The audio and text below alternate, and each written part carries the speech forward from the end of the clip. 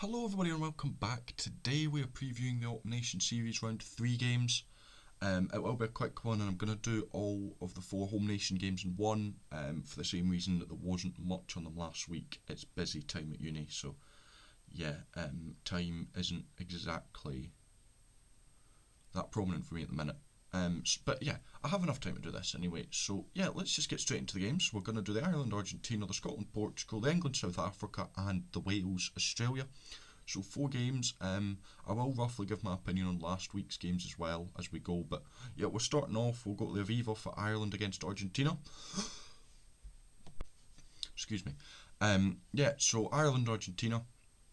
I thought that going back to last week, Ireland obviously got beat by the All Blacks.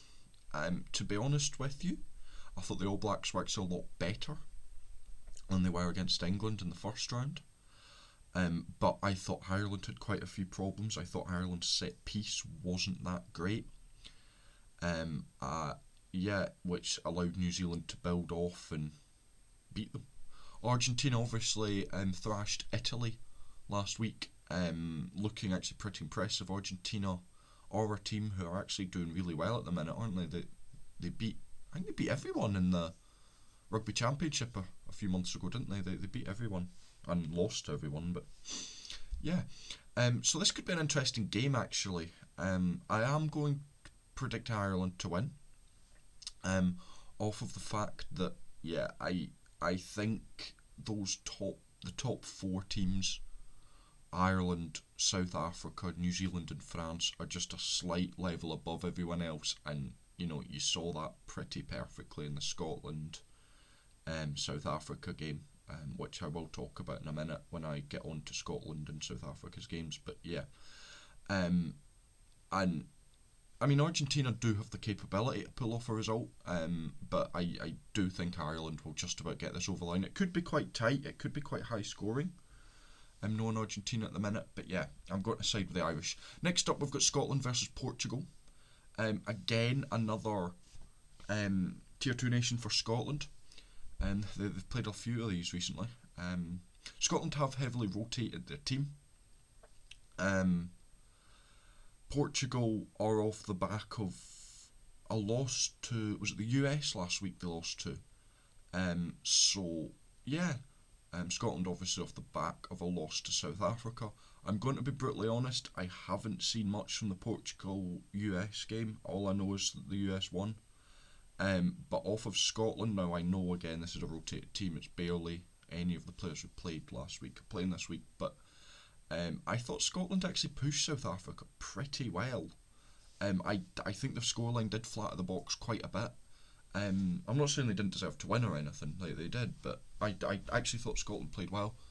Um, they fronted up well. To be honest with you, they didn't do much wrong. They just couldn't cross that try line. That was their main problem. You know, I believe the difference between the two sides is whenever South Africa got close to that line, they scored. But in Scotland, I mean, I know they're a try ruled out, and there's the whole debates over that. But um, whenever, even you look at that stint that Scotland had at about 60 minutes, and they just couldn't quite score. So that's their problem.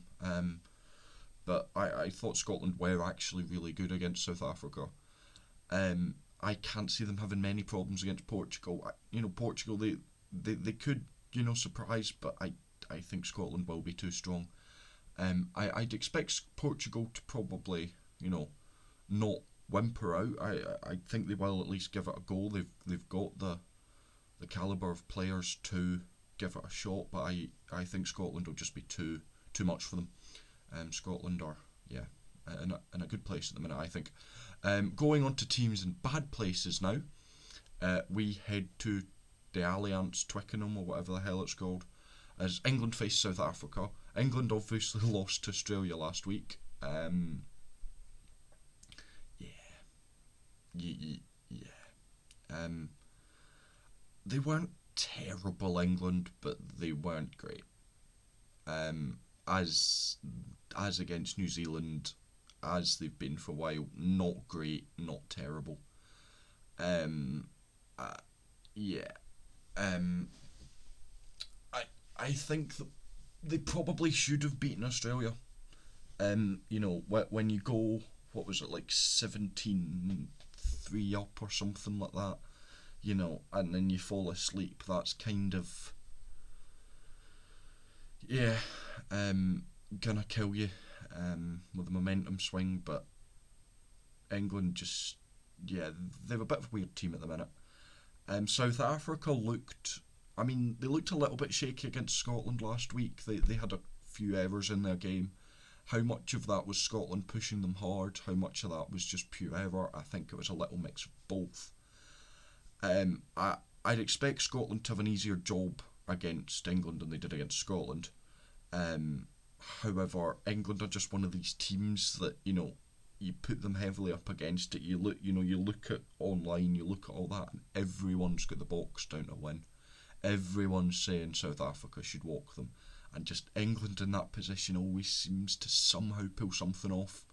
I call it the fun destroyers because whenever you think at least we're not as bad as England, they'll go and they'll beat a New Zealand or a South Africa. But I do think the Boks are too strong for them. England are just, yeah, they're a little bit off the pace at the minute. There is glimpses, but not there yet, and that's perfectly shown by the fact that their coaches are falling apart again, which is always entertaining. And then last up, we have Wales against Australia. Um, Wales, obviously, off the back of a loss to Fiji. Um, a good win for Fiji, actually. Um, yeah, Wales just they're in the place they've been for a few years, not really able to do much. Um, Warren Gatland, lots of people are calling for his head. Is it time? Probably, to be honest with you, but I suspect he'll at least get till the end of the Six Nations, which might be fortunate, might be unfortunate for Wales fans. We'll wait and see. Australia, obviously, off the back of that win to England, which is a massive switch up from where they've been recently, dead bottom of the Rugby Championship.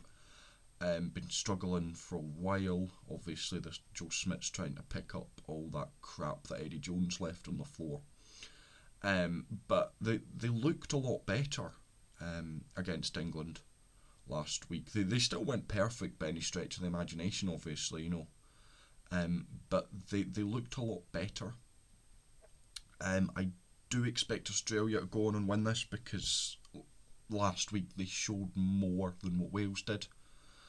And I'm excited for this game because it's one of those games that you actually don't know what's going to happen. Both teams are in that position that you probably know one of them's going to have a complete stinker, and the other one's, yeah.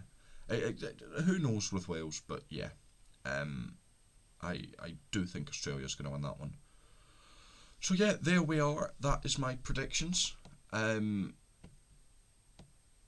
For the round, the other two games, the France, New Zealand, and the Italy, Georgia, I don't really have time to review and preview them.